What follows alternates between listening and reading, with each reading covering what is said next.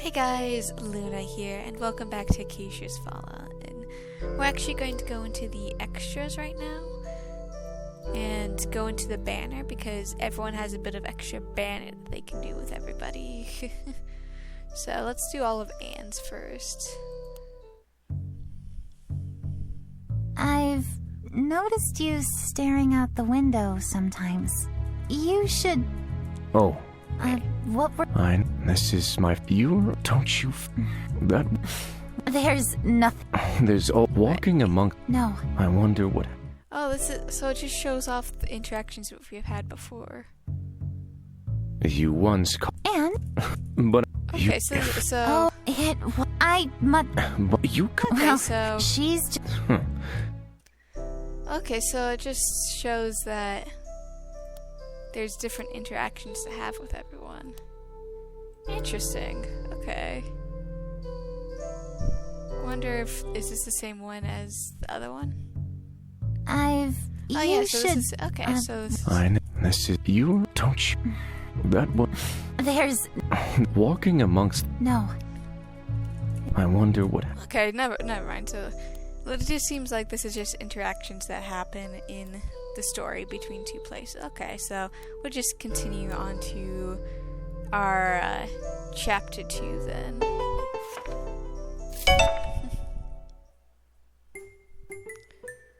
Welcome back. What can I do for you? I have a list here from Elizabeth. So... Perhaps you got some new supplies in? I have a list of ingredients from Elizabeth we need for a potion. Can you help us with any of it? How curious. This is an odd selection of herbs. I don't think Elizabeth has ever asked me for any of these before. How curious. Can provide you with the roses. However, the bloom cornflowers are not something I usually sell. They be growing in the forest, but they're usually quite shy, so they might be tricky to find. Maybe there's someone around who knows the forest well enough who can help you out? Okay. I'll be off then. That's all I need. Thank you. Take care. I guess let's head to the market first. You find Victoria near the town square. She's in the... Please help me. I beg you, ma'am, please help me. You're a hunter, are you not? I recognize from the sword you're carrying. No. I'm sorry. I cannot help you. What's going on here? Did something happen? I can't believe this. Something's always happening, but we're on a mission, remember? The man looks nervous as you approach, but stays I close. need your help. Please, my daughter's been missing all morning. She was playing with the other kids in the meadow, but when the rest returned for lunch, she wasn't with them. And what is it that makes you think this is a job for a demon hunter? Well... The other kids said that Maria's already gone home, but there was something off about them. Huh? Off? There was something that they weren't telling me, as if something had scared them. Why would they lie to you? You see... I brought Marie with me to this town to work in the mines years ago, but we were still considered outsiders. People out here can't understand why someone born and bred in Idris would have to travel to the boonies to look for work. They don't get that sometimes that someone like me without any name or fancy education is about as welcome as posh streets of the capital as mages are out here. They took us here to give Marie a better life, a simple life. How did it go so wrong? We can make time. About that... We can make time for this, Victoria. It's the right thing to do. Through Yes' mercy, I know that. She looks up at the man who flinches at her intense stare. Look. We'll look for your daughter, but I won't make any promises. The man lets out a deep, relieved sigh. Thank you. All I can ask for you is that you try. Thank you. I'll continue to look around town for her. Please find me if you discover anything. Victoria sighs and rolls her shoulders. Let's go. Let's go then. Really? So you think this missing child might have something to do with the demons? About that. Can't rule it out completely, but I have my doubts. It is quite common for a parent with a lost child to approach the demon hunters for some kind of magical explanation. Usually the kid is found hours later, safe and sound, too busy playing troll hunter to realize they lost track of time and missed dinner. Got it. I suppose that makes sense. Kids are often a lot tougher than parents give them credit for.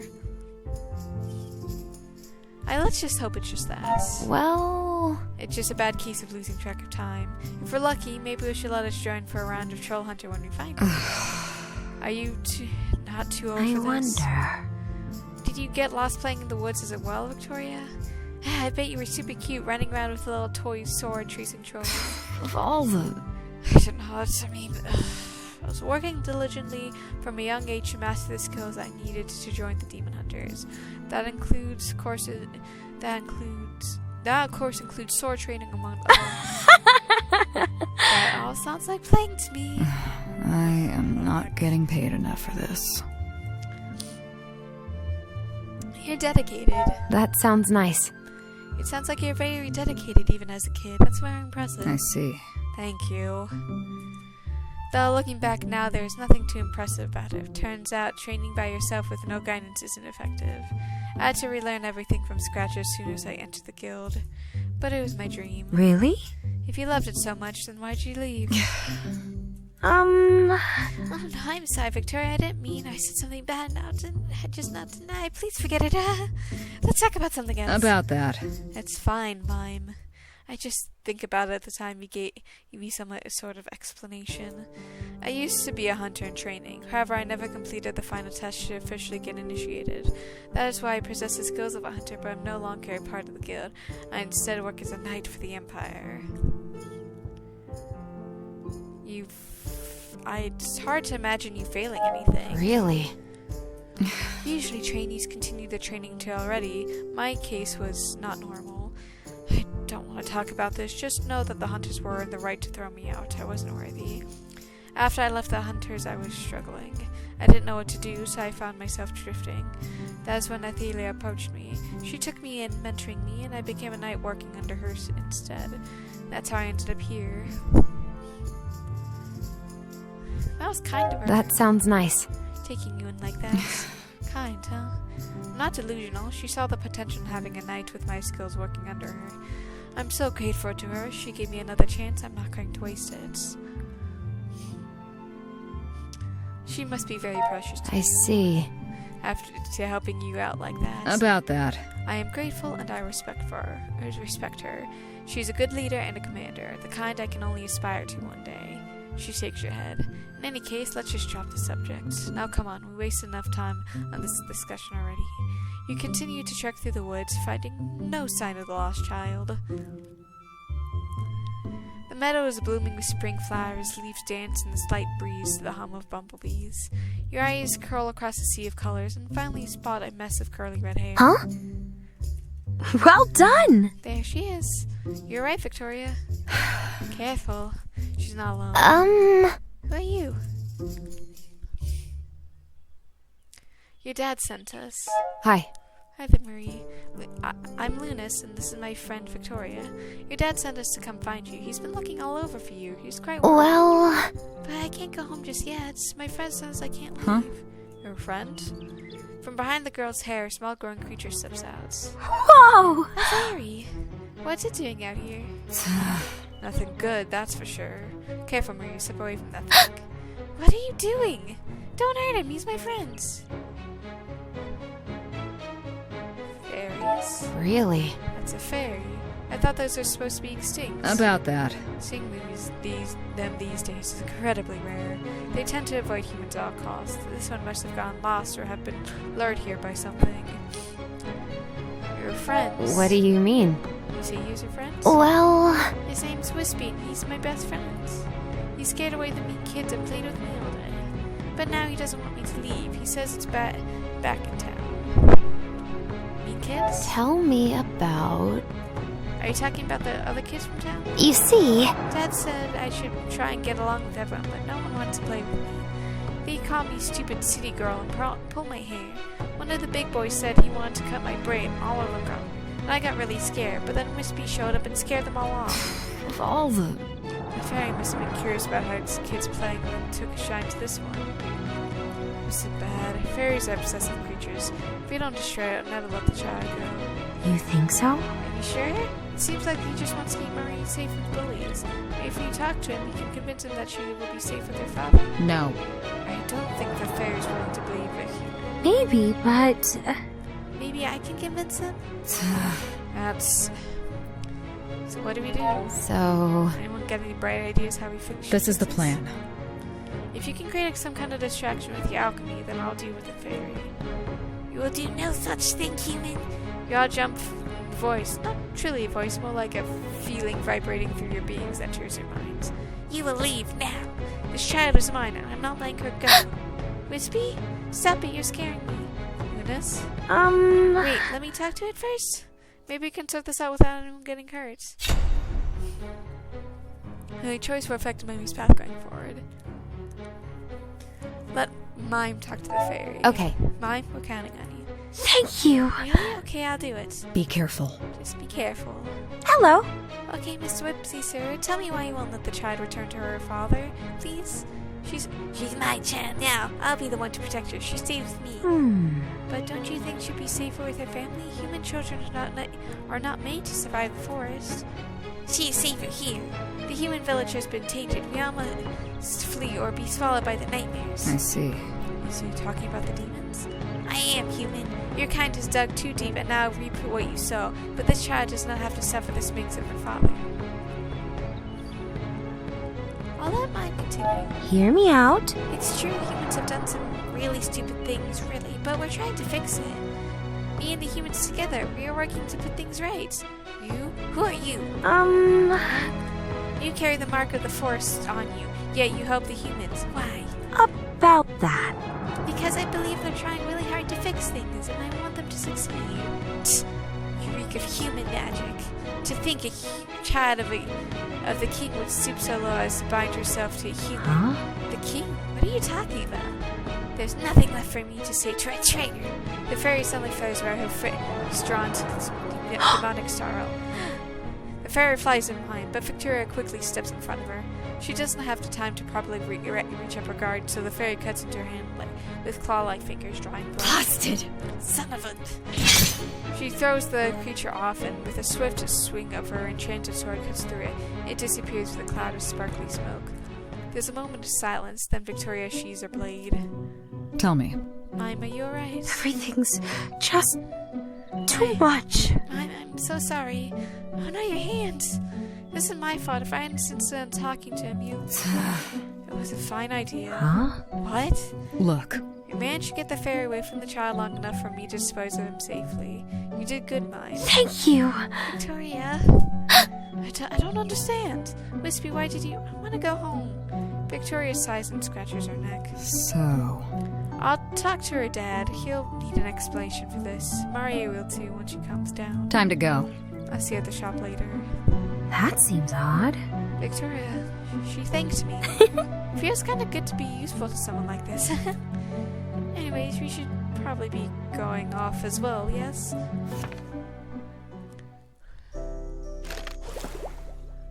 Let's go to the Ivy Woods, I guess. About that. So, blue cornflower. Gwen mentioned that we should try luck in the forest. Maybe we should try and go together?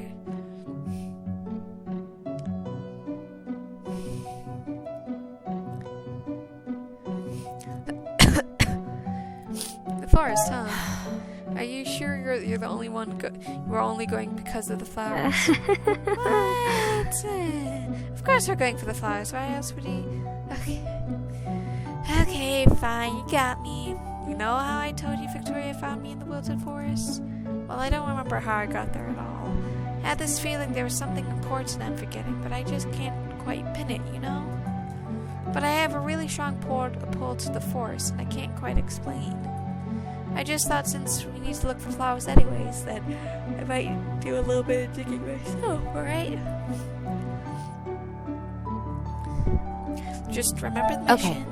Because that's the most important thing right now. So, as long as our main focus is the ingredients, I'm then sure we can continue to look for clues about your past as well. Thank you. I really appreciate it, Lunis. Thank you. The forest surrounding Anemone's Valley is lush and vibrant in early spring. The ground is covered in bright green foliage, and the anemone's flowers in the area is named after her, just as about ready to bloom. Elizabeth mentioned that this town holds a celebration when the flowers bloom out here. That sounds really lovely. Yeah, it is lovely. I love it. It's great. Everyone celebrates in this square with food and music. Then when the sun goes down, people go out to the forest to look at the flowers. That seems odd. Looking at the flowers in the dark, that sounds a bit difficult. The flowers absorb some of the energy from the crystals in the mines below, so when they bloom, they go with magic energy. It's like the stars but on the ground. Really? That sounds so romantic. I would love to see that. Though it probably isn't smart and the whole town is out celebrating. Mimi lets out a pouty sound. I wonder. What about you, Linus? Will he go? Or will he go with someone? I'm strike out a chord with you. Is there someone you liked in your life who brings such a festival? Do you have romantic feelings for any of your companions? Yeah, I do.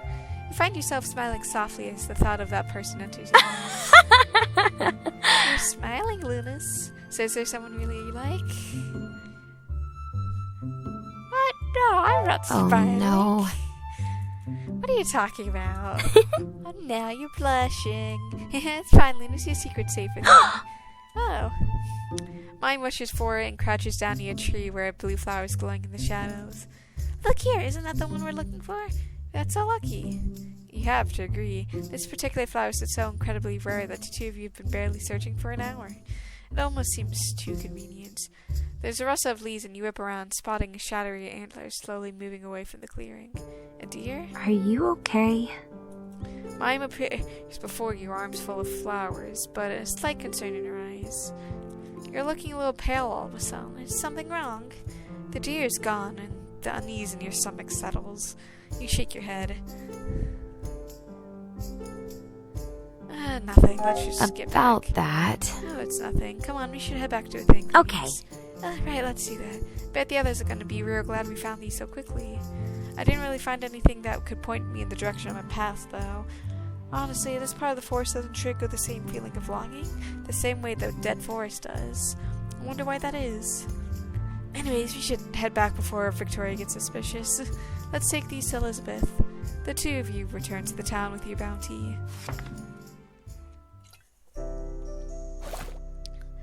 You have the potion you need. Are you ready to go to Goner's Manor? I'm gonna talk to Elizabeth once before we proceed with the quests. Just to make sure I'm not missing anything.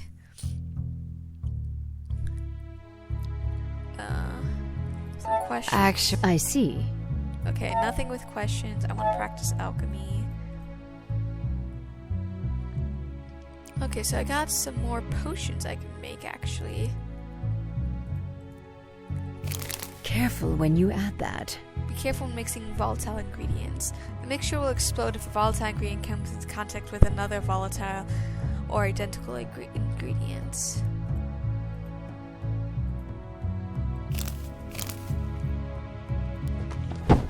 Okay, so...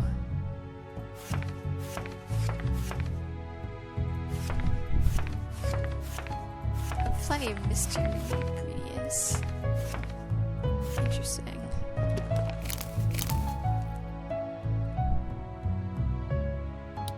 Oh wait, no. I did not mean to do that. I'm gonna practice my alchemy.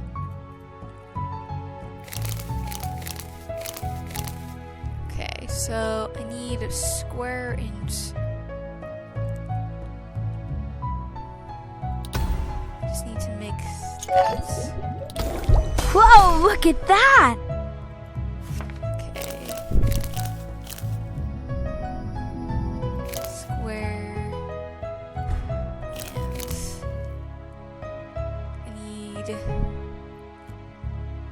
So I need a square, that, and that. So mix, move that, and then move this clockwise.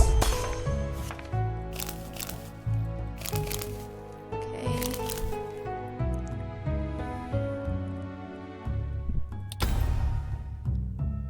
So counterclockwise.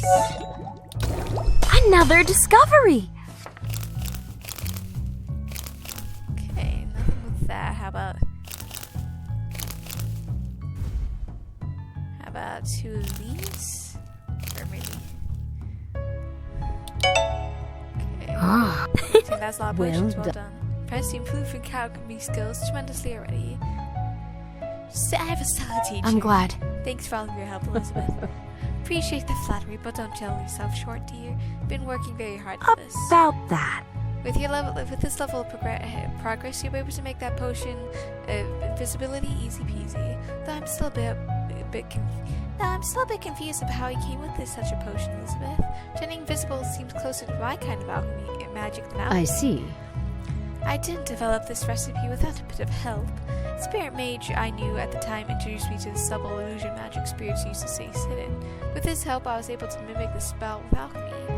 On a much more limited scale, of course. Limited scale? Huh? What do you mean by limited scale? So that's how it is. A spirit like mine can stay invisible for hours on end without much strain.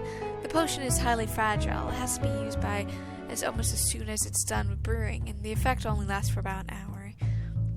You have to plan ahead if you want to use it effectively. But spirit mage? Really?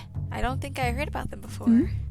They're a branch of nature mages, exceedingly rare. They have a natural talent for communing with spirits. They are seen quite dangerous by the Empire and are therefore kept tightly monitored in the capital. Oh. I see. Thanks for your help. Thank you.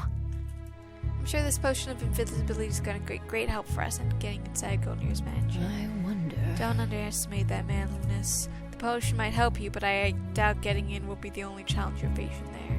Gonir might be a fool, but he's a paranoid one, which makes him very dangerous. I just don't understand that guy. What does he get out of all of this? So much hate. I have been living in this town long enough to know Nicholas Garner back when his family's name was so bolder. He always had the same need to appear bigger than he is.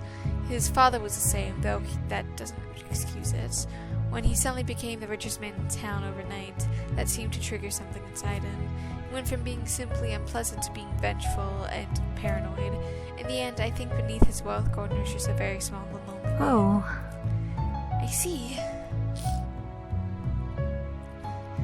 Our mission's We still have clear. to help. We still have to do what we can to retrieve the sword he stole from Caden. No matter Gonir's motivations are, there's something bigger at stake. Yes. I agree. I have no sympathy for the man, but context is always valuable. Villains are not born. They are made. That does not mean you should pity the villain. It means you should be concerned about how the next one is made. Yeah, that is always quite true. But that's enough for me talking for now, I believe. Go on, I'm sure you have other things to attend to. I see.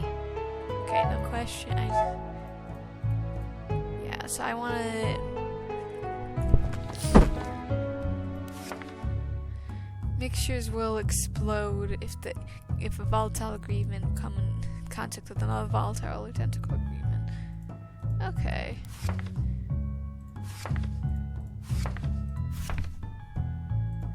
Okay, so let's do this one. I do need to use that. I need squares. I need another square. Careful when you add that. Right, yes. Square.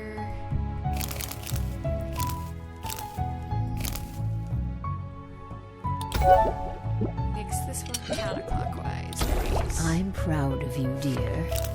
Oh, I need to do that one because I need to have the volatilic. So I need 2 squares. So I need this. Oh, wait. I'll just take a step back.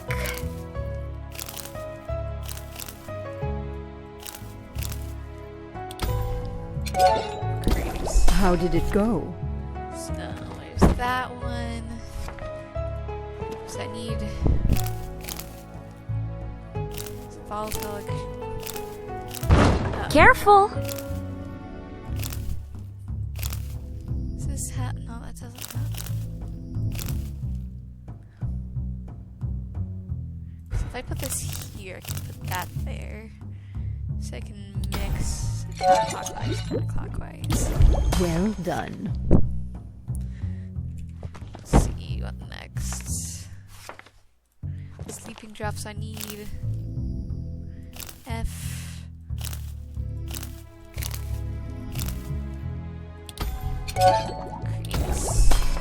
Crease.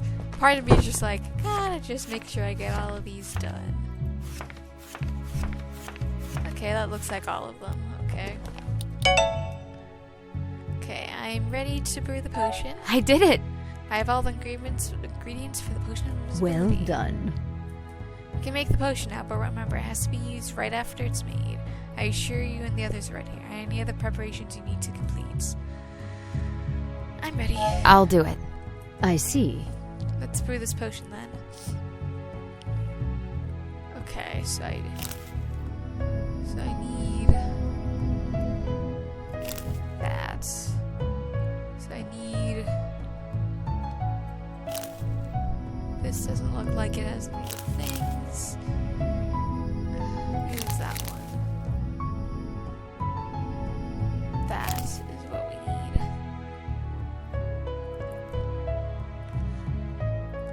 So yeah.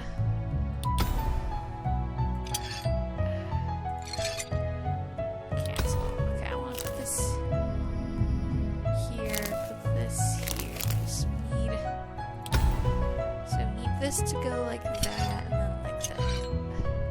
Okay. I want to do this in the least amount of spins as possible. So mix clockwise, clockwise. Whoa, look at that! 2 turns or less, 2 ingredients. Yeah. Less. Brew the potion packing into your satchel. Good luck. Please be safe. Your group is standing outside in the shadows, watching the Gardner estates. A guard is stationed out front with even more no doubt waiting for you inside. Didn't think I'd ever return to this place. Can't say I'm looking forward to it. If you're getting cold feet, now's the time to say so. Of course not. It's my fault we're here. It's only right that I help fix things. Everyone knows the plan? Don't get caught. We use the potion of invisibility to sneak in. We locate the office. I take care of the magical safe. We take the artifact, and we leave before we're all discovered. Thank you, Anne. Are you ready, alchemist? Here goes nothing. Can I really do it? You drink the potion, watch in amazement as the group before you slowly fades and disappears, leaving a ghostly outline. How does this... You can actually see through, which is really cool. Look. Let's be careful not to make any sounds. Let's go, everyone. You all sneak past the guards holding your breath and quickly enter the estates. As soon as you make it through the entrance, your eyes are assaulted by glaring splashes of golds, reds, and purples. The entrance hall is lavishly decorated with fine furniture and extravagant art pieces, like its very purpose is not to greet guests, but to be a showroom for displaying the owner's wealth. Wow. This place is... Definitely something. Wow. Yeah. Those Goldner's tastes are rather gaudy, no? You think? The colors kind of remind me of your coat. Ouch.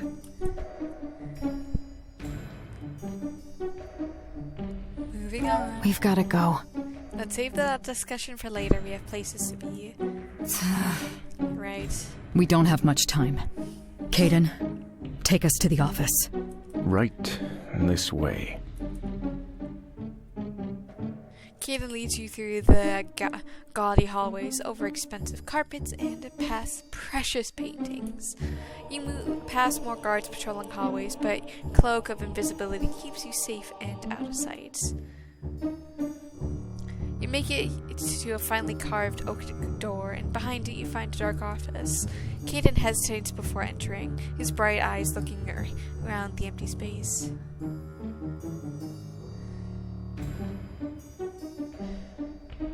You okay? Are you okay? I'm fine. It's odd being back in this space. It all looks the same except... The painting, I'm guessing. He walks over to a huge painting taking up almost all of the back wall. Gallner's smug face grins down from the most hideous portrait you have ever seen. That painting wasn't there before. I think I would have remembered that. It seems almost too obvious. But the more I learn about the man, the less it surprises me. I'm glad it doesn't surprise you, my darling. Let's move the painting and see what he's hiding.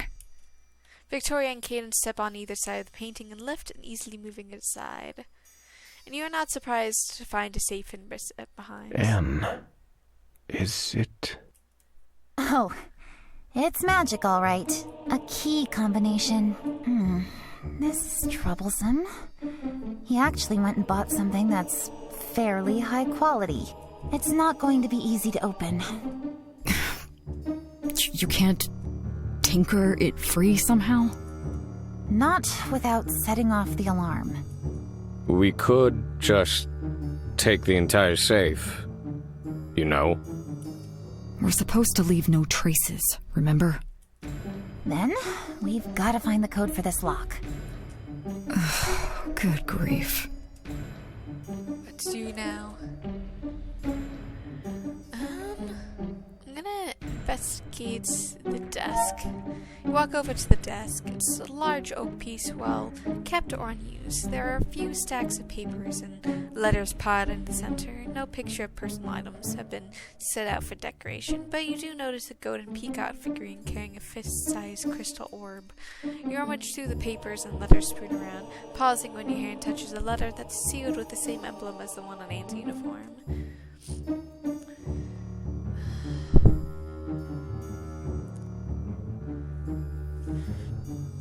Check the letters. Dear Monsieur Golner, thank you for your purchase of the Magic Beads lock. Remember, it's important you memorize the code to ensure optimal security. Do not write the code down anywhere people might see, as this would be easy for intruders to find. Kind regards, Locksmith Guild. That's all you find on the desk. Check out the orb.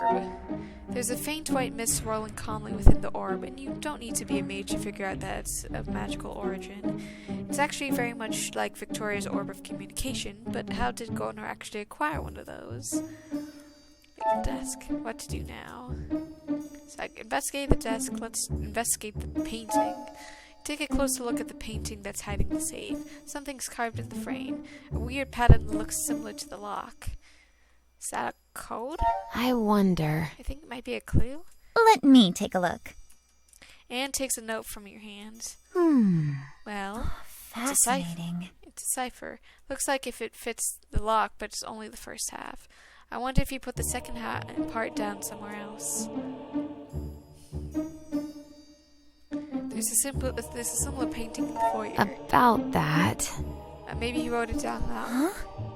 No, wait, there's no way he would be that stupid, would he?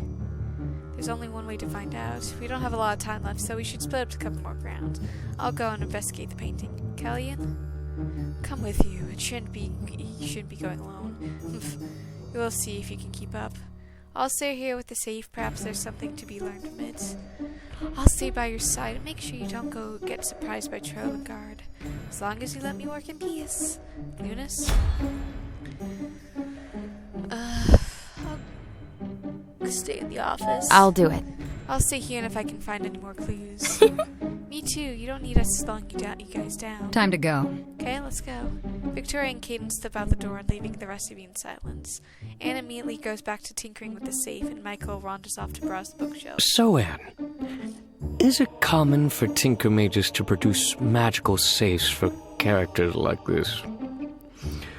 Goldner? If he's a paying customer, I don't see why they would refuse him. If they can make a fortune on a hypocrite, then I say go for it. It's not the life I want for myself, but I'm not one to judge. I see. Isith, grant me patience. What is it now? Nothing. I'm just pleasantly surprised to find something you and I agree on. Oh? Well, that's weird. I agree. You Feel a sensation of akin to running water washing over you. When you look down, you see your hands returning to the normal visible state. Oh, great. We're out of time.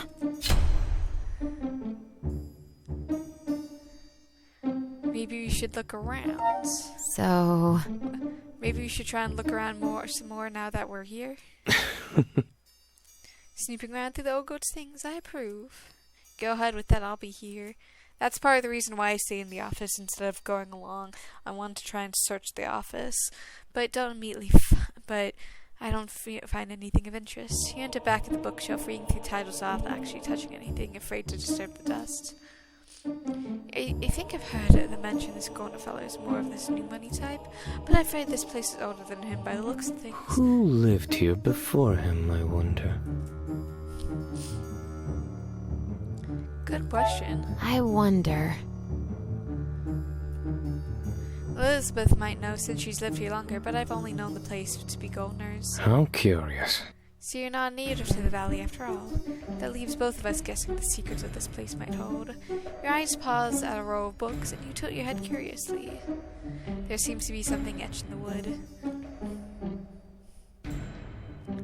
I think I found something.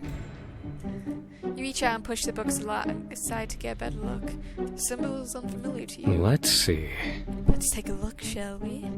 Michael appears behind you curiously to look over your shoulder. He's awfully close, his breath making your ear singles. Recognize this? Does this symbol mean anything to you? I dare say it does. What a fascinating discovery. He reaches out to touch the symbol and instantly flares to life. What the? The bookcase disappears and both of you are sucked forward, tumbling into the dark. You brace for impact, but then arms wrap around you and you crash into a warm chest. When you open your eyes, you are face to face with a grimacing Michael. Ouch.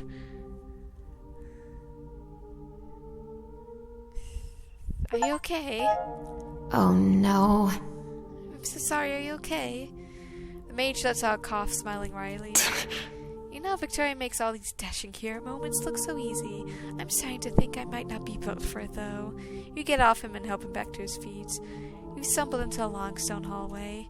The intricate designs decorate the walls that you can see, which isn't a lot, honestly. The place is pitch black. The office and the bookcase that took you here are gone, leaving only a flat stone wall behind you and the darkness ahead.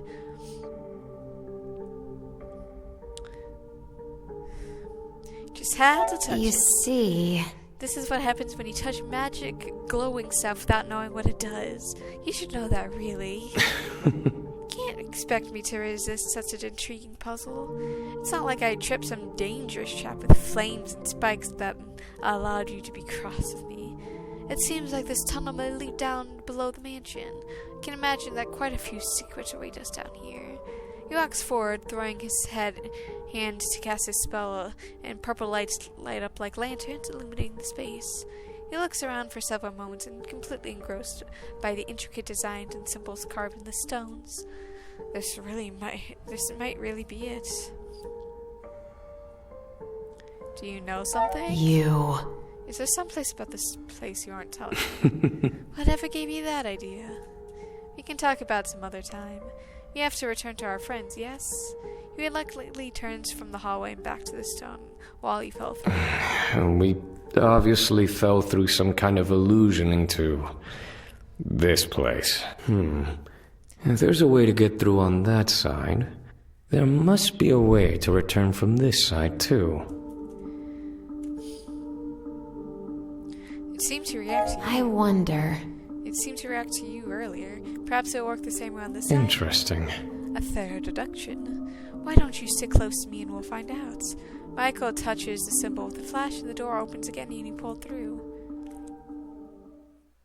This time a bit better prepared. Both of you land on your feet on the other side. Michael throws his hands out for dramatic effect. Everyone, you are not going to believe what we just found.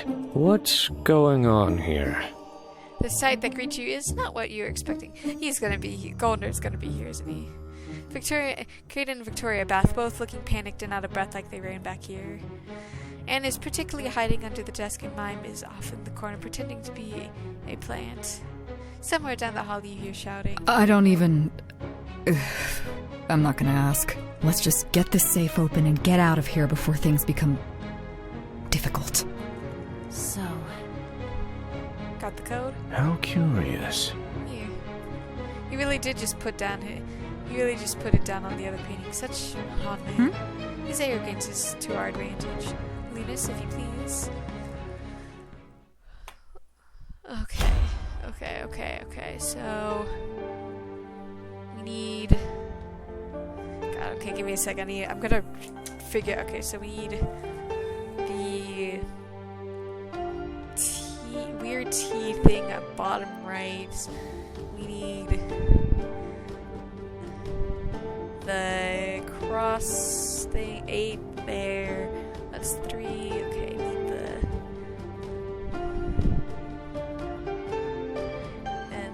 the multi-shaped one there.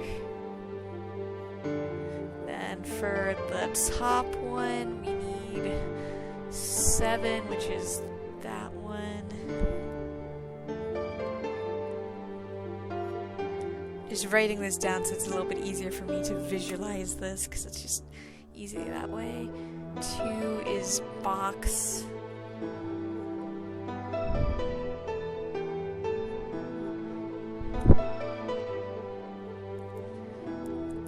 Then 4 is here, which is T.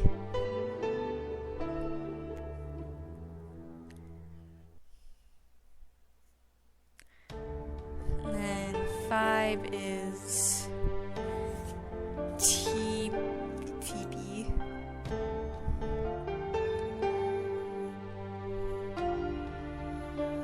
Yeah, I'm just trying to do my best with this, and then, yeah. 5 is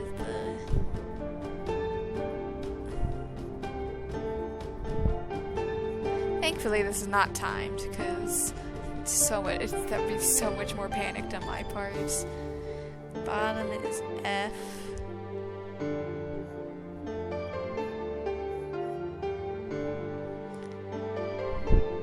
Then 6 is the F, and then 9 is the whatever the heck that shape is.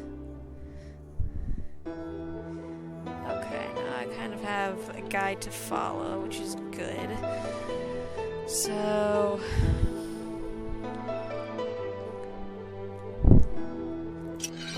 okay, first things first.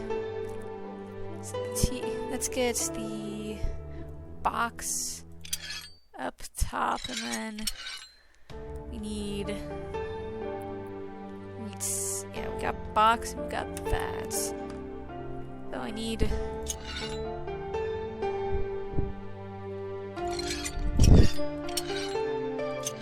just mostly shifting that so they can be in the proper place. So I need that to be the 7, which is the weird.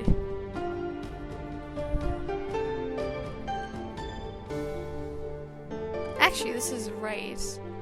So if I go clockwise, that's correct. So we just need to get these other ones done. So 8 is that's that. We just need to figure out.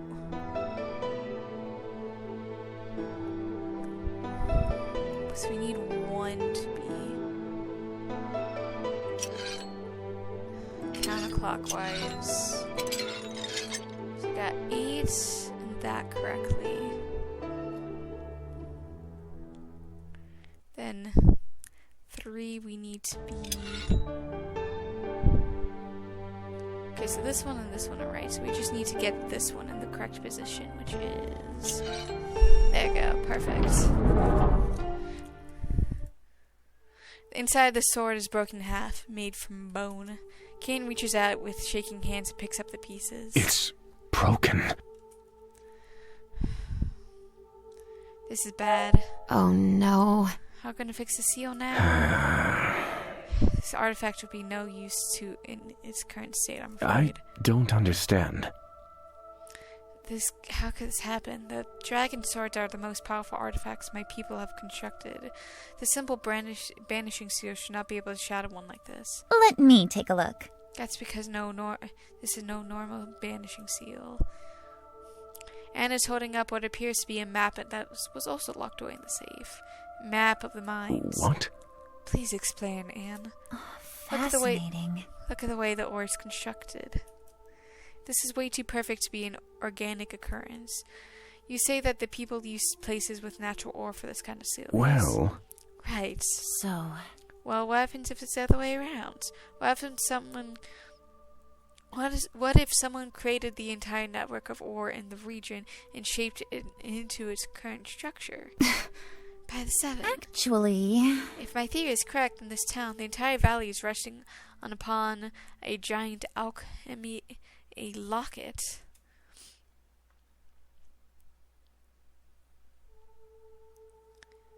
Just what is... That can't be...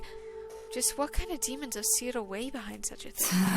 Something we could not possibly allow to get free. What do you think, Anne? Is it possible to fix a seal this big? Seems logical. I think so. We need to make some calculations. We should bring the map back with us. Let's see. Since no one seems to want to point out the obvious, isn't it rather suspicious Goldner is in possession of such a map? It's almost as if he knew all along that his business was destroying what I assume is the continent's largest demon prison. Goldner will pay for this. We will deal with him and his involvement in this when we have successfully prevented the catastrophe. Huh. Very well, Madam Knight, if you say so. That would seem wise, Okay. yes. Taking this map seems like the best course of action. If you want to make a fuss about these being missing, then you have to explain what these things are. You won't back himself into a corner like that. Now let's get out of here. As she speaks the words, you suddenly hear yelling outside, feet rushing down the hall. Why, you? Thieves! What are you waiting for, you idiots? Break down the door. We're trapped. Oh no, what do we do? The bookshelf. This is it. We can escape through there.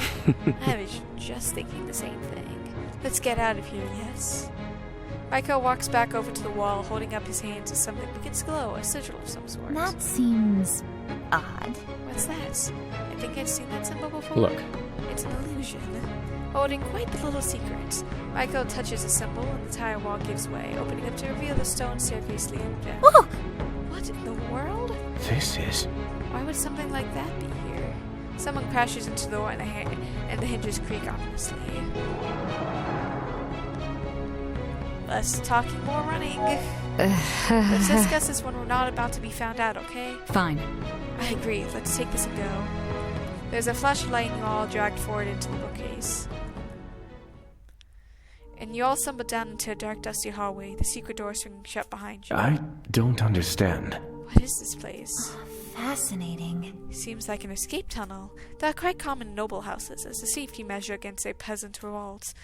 But it only opened when Michael touched it. It's looked like some kind of magic lock. Enough of this. You'll investigate this later. Victoria gives Michael a pointed look. But for now, we should just get out of here. What we got what we came for. I agree. Okay. We made enough noise for one night, I think. You can say that again. Let's go. The tunnel continues down and away. You hurry along, but hear no signs of Goldman and his men are following you. It appears you are safe for now. The forest is pitch black, the crowns of the trees obscuring the light of the moon might have provided. You step out of a doorway in the large oak tree, the magic door snapping shut behind you, and Michael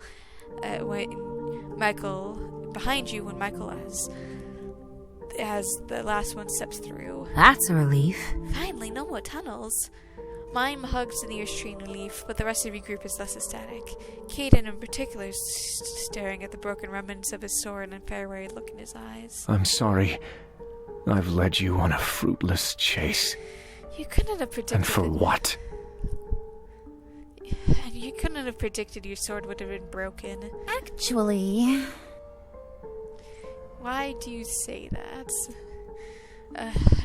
Anne walks up to the outlander and picks up the hilt of the sword from her hand to study it cautiously.